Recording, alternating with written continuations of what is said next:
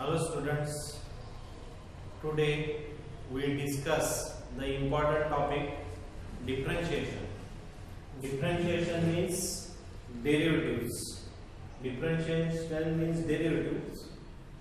Differentiation is a very important topic for class 11th, 12th, Polytechnic and all mathematics for after 10. And differentiation is a very important topic in physics also. Then differentiate and derivative. Derivative म्हणजे काय? Derivative म्हणजे अलग अलग होणे, म्हणजे वेगवेगळे होणे, त्याला म्हणतो आपण डेरिव्हेटिव्स. एकत्र येणे त्याला म्हणतो आपण integration. Means get together, gathering together. Integration means gather together, collect together, त्याला म्हणतो आपण इंटिग्रेशन. हा टॉपिक सुद्धा महत्त्वाचा आहे. तुम्हाला डेरिव्हेटिव्ह व्यवस्थित येत असेल तरच तुम्हाला इंटिग्रेशन व्यवस्थित येईल. ठीक आहे. इंटिग्रेशनचा सिम्बॉल जो आहे तो असा असतो. यामध्ये आता डेरिव्हेटिव्ह आणि इंटिग्रेशनचं एक सिंपल एक्झाम्पल आपण घेऊया.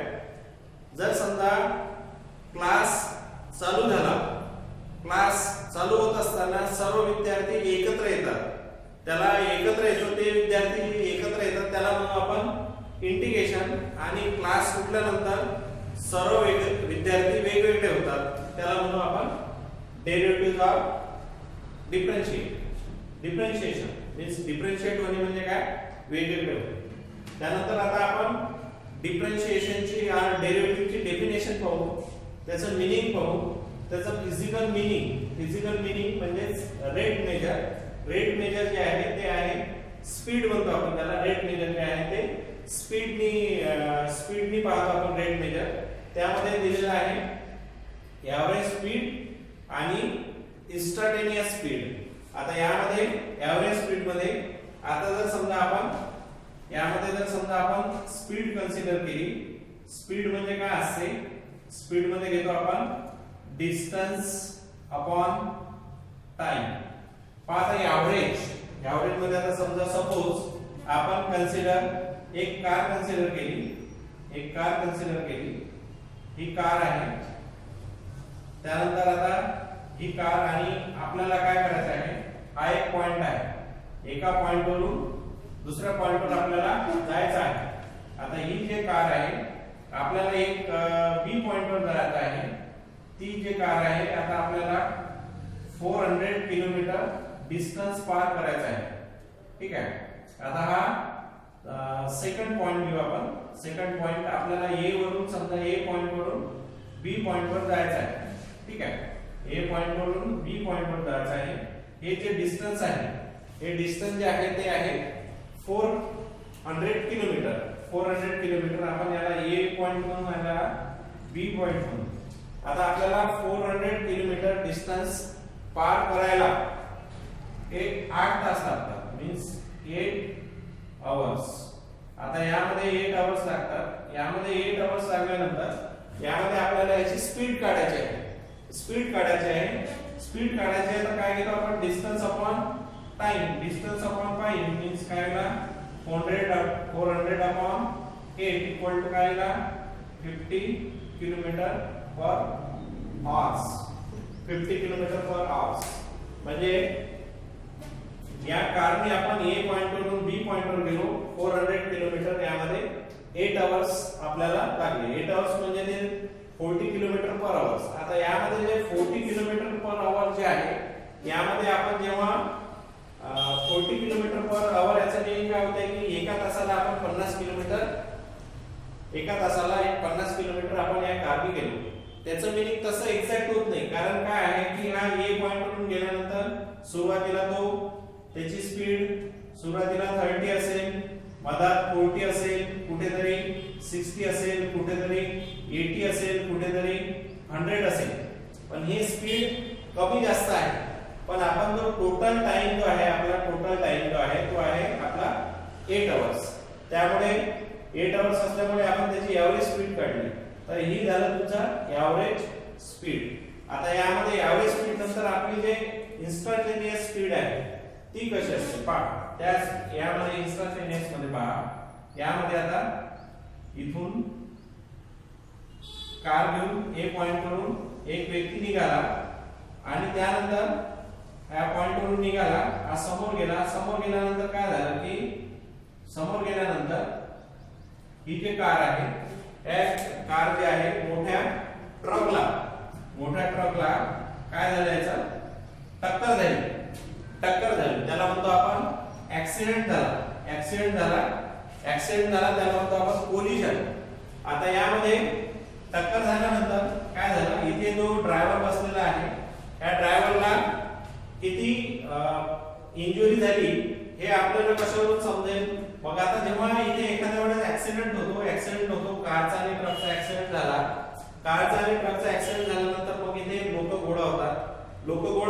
तर ते लोक गोळा झाल्यानंतर लोक जमा झाल्यानंतर असं म्हणतात की कारची स्पीड फार कमी होती, ट्रकची स्पीड जास्त होती. मग कधी कधी असं होतंय की कारची स्पीड जास्त होती, ट्रकची स्पीड कमी होती.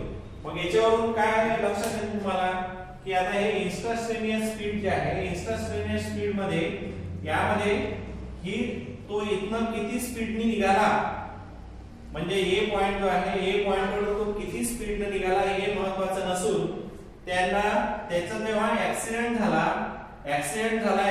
झाला त्यावेळी त्याची काय स्पीड होती. कमी स्पीड असेल तर कमी इंजुरी होईल, जास्त स्पीड असेल तर जास्त इंजुरी होईल. आता ही जी इन्स्टंटेनियस हा जो ऍक्सिडेंट होतो त्याला आपण म्हणतो इन्स्टंटेनियस स्पीड. ठीक आहे.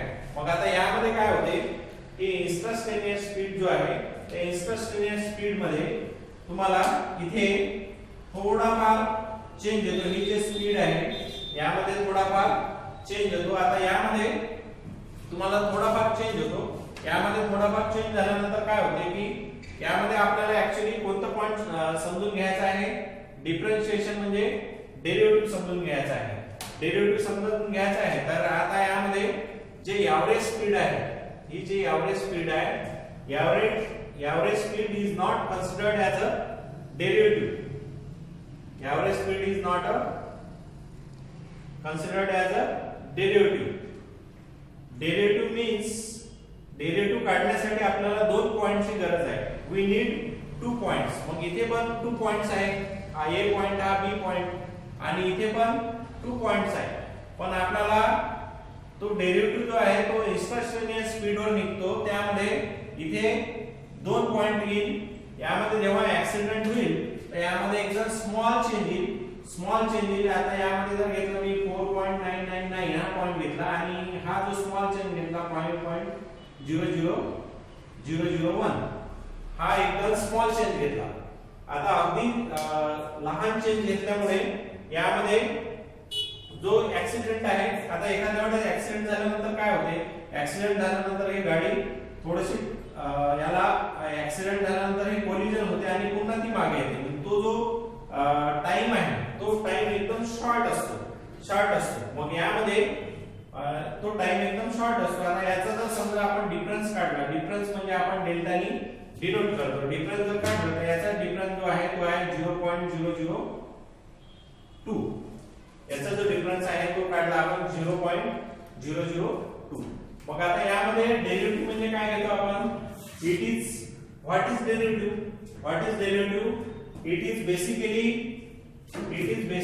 change in one variable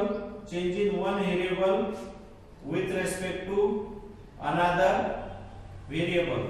एका व्हेरिएबलचा चेंज दुसऱ्या व्हेरिएबल मध्ये होईल. Change in one variable with respect to another variable. आता यामध्ये पहा इथे काय झाला, टाइम चेंज झाला. आता टाइम चेंज झाला तर हा जो टाइम चेंज झाला यामध्ये हे जे डिस्टन्स आहे यामध्ये आता चेंज घेत असताना आपण असं दाखवू शकतो. काय दाखवू शकतो, आता समजा आपल्याला डिस्टन्स दाखवायचा आहे किंवा डिस्प्लेसमेंट दाखवायचा, तर याला आपण काय म्हणू, आपण समजा x ने आपल्याला डिस्टन्स दाखवायचा आहे, x ने डिस्टन्स दाखवला. आता यामध्ये डिस्टन्स चेंज झालेला आहे, याला म्हणतो आपण डेल्टा x. आता यामध्ये जेव्हा याचा स्पीड जो आहे तो स्पीड जेव्हा कोलिजन होईल तेव्हा स्पीड एकदम कमी होऊन जाईल किंवा 0 होईल. मग आता किंवा तो स्मॉल चेंज राहील. हा जो स्मॉल चेंज आहे त्याला आपण म्हणू डेल्टा टी. ठीक आहे. मग आता यामध्ये डेल्टा टी आता याला दुसऱ्या पद्धतीने सुद्धा आपण लिहू शकतो. याला असं लिहू शकतो delta x upon delta T. म्हणजेच काय होईल, चेंज इन आता जेव्हा कोलिजन होते तेव्हा काय होते की डिस्प्लेसमेंट कमी होईल म्हणजे 0 होईल, म्हणजे त्याचा टाइम सुद्धा 0 होईल. मग आता 0 होईल तर तो अप्रॉक्सिमेट काय होईल 0.002 होईल. मग आता याला delta x upon delta t is equal to delta x upon delta t. म्हणजे त्यामध्ये डिस्प्लेसमेंट चेंज झाला, टाइम सुद्धा चेंज झाला. मग याला व्हेरी निग्लिजिबल चेंज म्हणतो आपण. याला व्हेरी निग्लिजिबल चेंज म्हणतो. याला आपण असं लिहू शकतो आपण limit delta x tends to 0 means delta x upon delta t is equal to dx by dt. It is nothing but a derivative. यालाच आपण काय म्हणतो, तुमचा याला म्हणतो आपण डेरिव्हेटिव्ह. हे झालं तुमचा physical meaning of derivative. Physical meaning of derivative. Okay. डेरिव्हेटिव्हचे फिजिकल मीनिंग काय आहे ते आपण आता डिस्कस केलं. त्यानंतर इम्पॉर्टंट टॉपिक आहे. इम्पॉर्टंट टॉपिक आहे तुमचा लिस्ट ऑफ स्टँडर्ड डेरिव्हेटिव्ह. डेरिव्हेटिव्हची लिस्ट मीन्स डेरिव्हेटिव्हचे फॉर्म्युले. यामध्ये पहा पहिला फॉर्म्युला आहे ddx of x raised to the power n. ddx of x raised to the power n means n x raised to the power n minus 1. यामध्ये काय केलेलं आहे आपण, यामध्ये तुम्हाला काय दिलेलं आहे, x चा पॉवर समोर आला 1 नी कमी झाला. ddx ऑफ x, x चा डेरिव्हेटिव्ह काय आहे 1 आहे. x चा डेरिव्हेटिव्ह 1. त्यानंतर ddx ऑफ k, कॉन्स्टंट टर्मचा डेरिव्हेटिव्ह काय असतो 0 where k is constant. त्यानंतर ddx of e raised to the power x, e raised to the power x चा derivative e raised to the power x. त्यानंतर ddx of a raised to the power x, a raised to the power x चा derivative आहे a raised to the power x into log a. त्यानंतर दिलेला आहे ddx of log x, log x चा derivative आहे 1 by x. त्यानंतर दिलेला आहे ddx of 1 by x, 1 by x चा डेरिव्हेटिव्ह आहे -1 by x स्क्वेअर. त्यानंतर ddx of root x, root x चा डेरिव्हेटिव्ह आहे 1 upon 2 रूट x. त्यानंतर दिलेला आहे तुम्हाला ट्रिग्नोमेट्रिक फंक्शनचे डेरिव्हेटिव्हज दिलेले आहे. ट्रिग्नोमेट्रिक फंक्शनच्या डेरिव्हेटिव्ह मध्ये पहिला जो फॉर्म्युला आहे ट्रिग्नोमेट्रिक फंक्शनच्या डेरिव्हेटिव्ह मध्ये हा दिलेला आहे तुम्हाला ddx of sin x, sin x चा डेरिव्हेटिव्ह आहे cos x. ddx of cos x, cos x चा डेरिव्हेटिव्ह दिलेला आहे minus sin x. ddx of tan x, tan x चा डेरिव्हेटिव्ह दिलेला आहे sec square x. ddx of cot x, cot x चा derivative आहे minus cos x square x. ddx of sec x, sec x चा derivative आहे sec x into tan x. ddx of cosec x, cosec x चा derivative दिलेला आहे minus cosec x into cot x. हे 6 फॉर्म्युले दिलेले आहेत trigonometric रेशोचे. आणि रिमेनिंग जे 6 फॉर्म्युले आहेत ते आहेत ddx of sin inverse x, हे ट्रिग्नोमेट्रिक इनवर्स रेशोचे फॉर्म्युले आहेत. ddx of sin inverse x means 1 upon square root of 1 minus x square. ddx of cos inverse x equal to minus 1 upon square root of one minus x square. त्यानंतर दिलेला आहे ddx of tan inverse x, tan inverse x चा derivative आहे 1 upon 1 plus x square. काय formula दिलेला आहे 1 upon 1 plus x square. त्यानंतर दिलेला आहे ddx of cot inverse x minus 1 upon 1 plus x square. त्यानंतर दिलेला आहे ddx of sec inverse x 1 upon x into square root of x square minus 1. आणि यामध्ये दिलेला आहे ddx of cosec inverse x means -1 upon x into square root of x square minus 1. Total formulas दिलेले आहे तुम्हाला 20 total फॉर्म्युले आहे. 20 फॉर्म्युले जर तुम्ही लर्न केले तर तुम्हाला डेरिव्हेटिव्ह हा चॅप्टर फार इझी जाईल. ठीक आहे. तुम्ही याचा स्क्रीनशॉट काढून घ्या. स्क्रीनशॉट काढून हे प्रॉब्लेम्स, हे जे फॉर्म्युले आहे हे तुम्ही व्यवस्थित लिहून घ्या. ठीक आहे. त्यानंतर त्यामध्ये आता हे एक एक फॉर्म्युला आपण एक्सप्लेन करू. यामध्ये एक्सप्लेनेशन मध्ये पहा पहिला फॉर्म्युला जो आहे तो दिलेला आहे तुम्हाला ddx of x raised to the power n means यामध्ये काय लिहिणार आपण n इंटू पॉवर समोर आला आणि 1 नी कमी झाला, पॉवर समोर आला 1 नी कमी झाला, x raise to power n means n x raise to power n minus 1. आता यामध्ये जर समजा असं दिलेलं आहे ddx of x raise to power 4 अशी टर्म दिलेली आहे, याचा डेरिव्हेटिव्ह काय येईल, पॉवर समोर येईल आणि 1 नी कमी होईल, म्हणजे काय आला 4 मायनस 1 मीन्स काय आला 4x क्यूब, याचा पॉवर समोर आला 1 नी कमी झाला. हा याचा झाला ऍप्लिकेशन, म्हणजे अशा पद्धतीने तो अप्लाय करायचा. x च्या पॉवर मध्ये कोणताही पॉवर असेल तर तो समोर येईल आणि 1 नी कमी होईल. ठीक आहे, हा झाला फर्स्ट फॉर्म्युला. आता यामध्ये सेकंड फॉर्म्युला घ्यायचा आहे तुम्हाला. सेकंड ddx ऑफ x, यामध्ये याचा डेरिव्हेटिव्ह 1 आला, मग यामध्ये घेणार आपण, यामध्ये x चा डेरिव्हेटिव्ह घेत असताना इथे x चा पॉवर 1 आहे, हा पॉवर समोर आला, मीन्स काय आला ddx ऑफ x, x चा पॉवर 1 आहे, हा पॉवर समोर आला आणि 1 नी कमी झाला, मीन्स काय आला 1 इंटू x चा power 1 minus 1 means x raise to the power 0 means 1 into 1 is equal to काय आहे, याचा डेरिव्हेटिव्ह 1 राहील. त्यानंतर थर्ड फॉर्म्युला आहे ddx ऑफ k, k म्हणजे constant term, here k is constant, constant टर्मचा डेरिव्हेटिव्ह 0 येतो, कॉन्स्टंट टर्मचा डेरिव्हेटिव्ह 0 येतो, म्हणजे आता यामध्ये कॉन्स्टंट टर्मचा डेरिव्हेटिव्ह यामध्ये जर समजा सपोज असं दिलेलं आहे ddx of 4 he constant term आहे, कॉन्स्टंट टर्मचा डेरिव्हेटिव्ह काय येणार 0 येणार. मग आता यामध्ये ddx ऑफ 4 एनी डिजिट, कोणतेही डिजिटचं जर व्हॅल्यू तुम्ही डेरिव्हेटिव्ह काढला त्याची व्हॅल्यू काय येणार 0 येणार, म्हणजे त्याचा डेरिव्हेटिव्ह येणार 0. मग आता यामध्ये जर समजा 4 च्या ऐवजी आपण जर इथे y वापरला तर ddx ऑफ y चा डेरिव्हेटिव्ह सुद्धा 0 येईल. इथे डेरिव्हेटिव्ह त्याच टर्मचा येईल की इथे ddx दिलेला आहे derivative with respect to x, यामध्ये जोपर्यंत इथे x ची टर्म येणार नाही, जोपर्यंत x शी रिलेटेड टर्म येणार नाही तोपर्यंत इथे डेरिव्हेटिव्ह त्याचा येईल 0. म्हणजे तुम्ही x च्या व्यतिरिक्त एनी व्हेरिएबल यूज केला त्याचा डेरिव्हेटिव्ह 0 येणार, आणि एनी डिजिट कोणताही डिजिट यूज केला तर त्याचा डेरिव्हेटिव्ह हा 0 येणार. हा झाला तुमचा थर्ड फॉर्म्युला. फोर्थ दिलेला आहे e raise to power x, e raise to power x चा derivative e raise to power x, याला एक्सपोनेन्शियल फॉर्म्युला म्हणतो आपण. हा स्टँडर्ड फॉर्म्युला आहे एक्सपोनेन्शियलचा.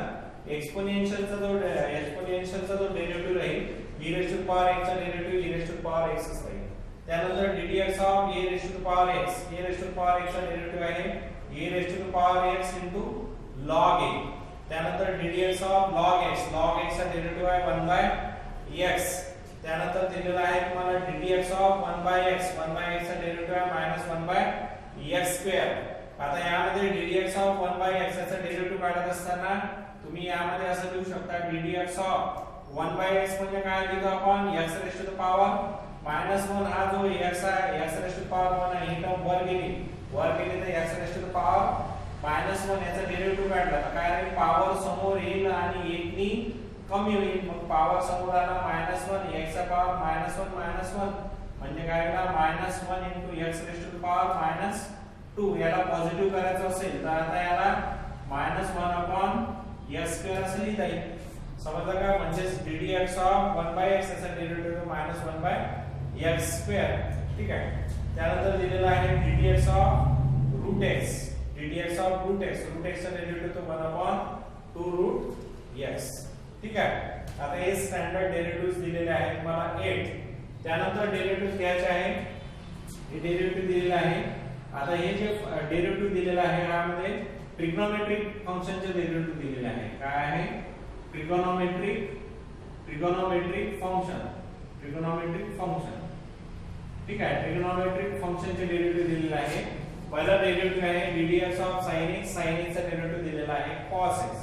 ddx ऑफ cos x चा डेरिव्हेटिव्ह दिलेला आहे -sin x. ddx of tan x चा डेरिव्हेटिव्ह दिलेला आहे sec square x. ddx of cot x चा डेरिव्हेटिव्ह दिलेला आहे -cosec square x. ddx of sec x चा डेरिव्हेटिव्ह दिलेला आहे sec x into tan x. त्यानंतर ddx चा cosec चा डेरिव्हेटिव्ह दिलेला आहे -cosec into cot x. आता हे जे टोटल एवढे जे फॉर्म्युले दिलेले आहे हे आहे तुमचे ट्रिग्नोमेट्रिक फंक्शनचे डेरिव्हेटिव्ह दिलेले आहे. 6 ट्रिग्नोमेट्रिक रेशो आपल्याकडे sin, cos, tan, cot, sec आणि cosec याचे डेरिव्हेटिव्हज दिलेले आहे. आता या डेरिव्हेटिव्हचे जे आन्सर दिलेले आहेत त्या आन्सर मध्ये डेरिव्हेटिव्हचा जो फॉर्म्युला आहे त्यामध्ये काही ठिकाणी इथे मायनस दिलेलं आहे, तर मायनस दिलेलं आहे, तर मायनस म्हणजे plus minus plus minus plus minus. बघा आता हे तुम्हाला कुठे प्लस घ्यायचं कुठे मायनस घ्यायचं हे एक सिंपल ट्रिक आहे. त्यामध्ये ती ट्रिक अशी आहे की जो डेरिव्हेटिव्ह ज्याचा डेरिव्हेटिव्ह काढायचा आहे तो ट्रिग्नोमेट्रिक रेशो जर c न स्टार्ट होत असेल तर तिथे मायनस असतो. पहा आता इथे जो रेशो c ने स्टार्ट होते तिथे आपण मायनस घेतो आणि इथे सुद्धा हा रेशो c ने स्टार्ट होतो इथे मायनस घेतो. मग यामध्ये प्लस मायनस लक्षात ठेवायची गरज नाही तुम्हाला. डायरेक्ट यामध्ये जो रेशो c ने स्टार्ट होतो तिथे निगेटिव्ह घ्यायचा. ठीक आहे. त्यानंतर आता रिमेनिंग रेशो जे आहे ते आहे तुमचे inverse trigonometric ratio. Inverse trigonometric ratio. Inverse trigonometric ratio मध्ये पहिला रेशो आहे ddx of sin inverse x. sin inverse x चा derivative 1 upon square root of 1 minus s square. ddx of cos inverse x चा derivative आहे -1 upon square root of 1 minus s square. ddx of tan inverse x. tan inverse x चा derivative आहे 1 upon 1 plus s square. ddx of cot inverse x -1 upon 1 plus s square. ddx of sec inverse x equal to 1 upon s into square root of s square minus 1. ddx of cosec inverse x is equal to -1 upon s into square root of s square minus 1. आता यामध्ये तुम्ही दोन फॉर्म्युले observe केले असेल तर यामध्ये हा formula आणि हा फॉर्म्युला सेम आहे. यामध्ये c असल्यामुळे तुम्हाला इथे मायनस दिलेला आहे. तुम्हाला आधीच सांगितलं मी जो ट्रिग्नोमेट्रिक रेशो c न स्टार्ट होत असेल त्याथे तुम्हाला काय घ्यायचं आहे निगेटिव्ह साइन घ्यायचा आहे. म्हणजे तुम्हाला फॉर्म्युला लर्न करताना हे दोन्ही फॉर्म्युले सारखे आहे. sin इनवर्स आणि cos इनवर्सचा फॉर्म्युला सारखा आहे. cos म्हणजे c ने स्टार्ट होते म्हणून इथे फक्त तुम्हाला निगेटिव्ह घ्यायचा आहे. म्हणजे हे दोन्ही याचे फॉर्म्युले सारखे आहेत. त्यानंतर tan इनवर्स x आणि cot इनवर्स x दोन फॉर्म्युले जर ऑब्झर्व केले हे दोन्ही फॉर्म्युले जे आहेत ते सारखे फॉर्म्युले आहे. यामध्ये फक्त एक आहे की हा जो रेशो c ने स्टार्ट होतो म्हणून इथे निगेटिव्ह घ्यायचा. tan इनवर्स आणि cot इनवर्स x चा जो डेरिव्हेटिव्ह आहे तो सारखाच येतो 1 upon 1 प्लस s स्क्वेअर. इथे c असल्यामुळे इथे निगेटिव्ह घ्यायचा. इथे सुद्धा सेम व्हॅल्यू आहे. यामध्ये sec इनवर्स x आणि cosec इनवर्स x एकच रेशो आहे 1 upon x into square root of s square minus 1 आणि हा रेशो c ने स्टार्ट होतो म्हणून इथे काय घ्यायचा आहे तुम्हाला मायनस घ्यायचा आहे. ठीक आहे. अशा पद्धतीने आपण trigonometric ratio inverse trigonometric ratio आणि general forms of standard derivatives हे पाहिलेलं आहे.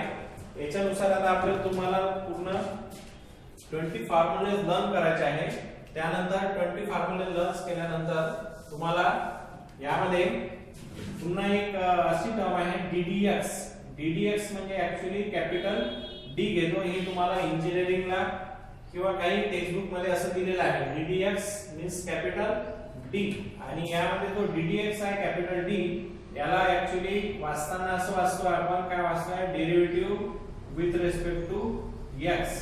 जो डेरिव्हेटिव्ह आहे तो विथ रिस्पेक्ट टू x म्हणजेच काय x च्या टर्मशी रिलेटेड आपल्याला डेरिव्हेटिव्ह काढायचा आहे. याला म्हणतो आपण derivative with respect to x. ddx means capital D. त्यानंतर तुम्हाला यानंतरचा जो टॉपिक आहे हे फॉर्म्युलेस तुम्हाला लर्न करावा लागेल. फॉर्म्युले लर्न झाल्यानंतर त्यानंतरचा जो टॉपिक आहे तो नेक्स्ट लेक्चरला पाहू आपण. त्याला म्हणतो आपण rules of differentiation. Rules of differentiation म्हणजेच डिफरन्शिएशन म्हणजेच डेरिव्हेटिव्ह. डेरिव्हेटिव्हचे रूल्स किंवा थेरम्स.